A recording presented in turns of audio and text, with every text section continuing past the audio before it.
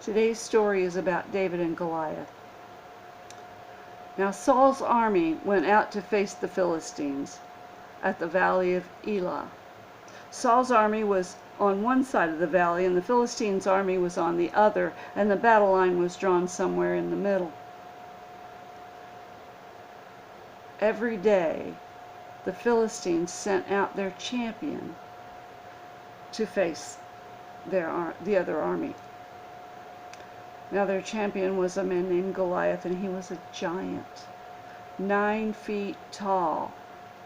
He would be towering above the tallest NBA player. He was clad in bronze armor from his head down to his toes. And he would walk right up to the battle line and he would shout, "This day I defy the ranks of Israel. Give me a man and let us fight." He had said, "Prove that your army is worthy. We don't have to have the whole battle, but send me a man that will fight with me, and whoever wins will be the victor over the other's army." When they heard this, Saul's army fled back to the camp. And this went on for 40 days. Every evening and every morning, Goliath would come out and shout his defiance of the ranks of Israel. And every day and every evening they would run back. Now there was a man, Jesse, the father of 3 of Saul's men, Eliab, Abinadab, and Shammah. And they were fighting with Saul's army. He had 8 sons, 3 of them with the army, and his youngest son, David, was tending the sheep. He was too young to join an army.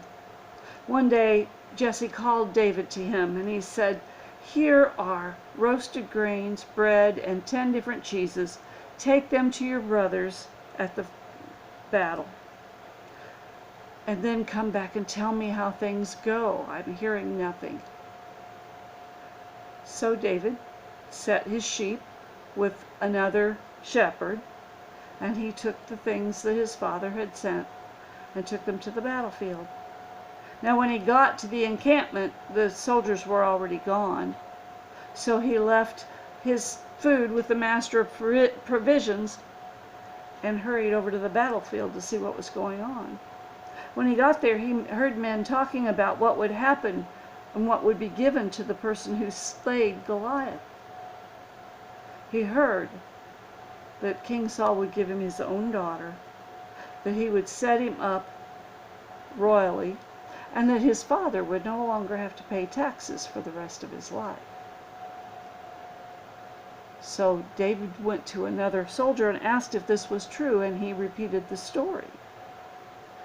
David's brother Eliab heard David asking questions, and he was red with rage. "What are you asking for?" he said. "Why are you here? Don't you have sheep to watch? Who's watching them now? And why would you think that you should even be here on this battle? I know your heart, David. You're jealous and you're black-hearted, and you should go now." Well, David, instead of fleeing from his brother's wrath, turned on him. Said, what have I done now? Can't I even speak?" And he went and asked another soldier the same question and got the same answer. Well, Saul heard that David was asking about this, and he called him to him. And he said, "You're just a boy, David. Why are you even asking this?" And David said, "I can beat him. I can get, and it will save Israel. Just let me prove it." Well, Saul wasn't totally convinced, but he gave David his own armor and tunic, and David put his sword on a scabbard and tried to walk around in all that armor, but he came back to Saul and said, "This is no good. I can't get used to walking around in here. I just need to be wearing what I need to wear." And he went out after gathering 5 smooth stones and putting them in his pouch. He went out on the battlefield to face Goliath. Goliath took one look at him and he roared with laughter. "What am I, a dog that you're throwing sticks to?" And David said, "I can beat you. I have God on my side. You don't." So Goliath laughed again. "Okay, come here, young man. We'll show you what's going to be happening." And David looked at Goliath and said, "Yeah, you faced me on the battlefield covered in bronze armor, and here I stand with only my clothing. Is that right?" Well, Goliath again laughed, took off his armor. "Now, little man, come," he said. David reached into his pocket and pulled out one of the smooth stones he'd picked up, and he put it in his sling. And he swung it around his head once, twice, 3 times to build up speed, and he let that stone go and it hit Goliath right between the eyes. And it went into his skull and he fell straight forward. David walked up to him and cut his head off. And he showed the head to both armies. And when the Philistines saw what David had done, they fled.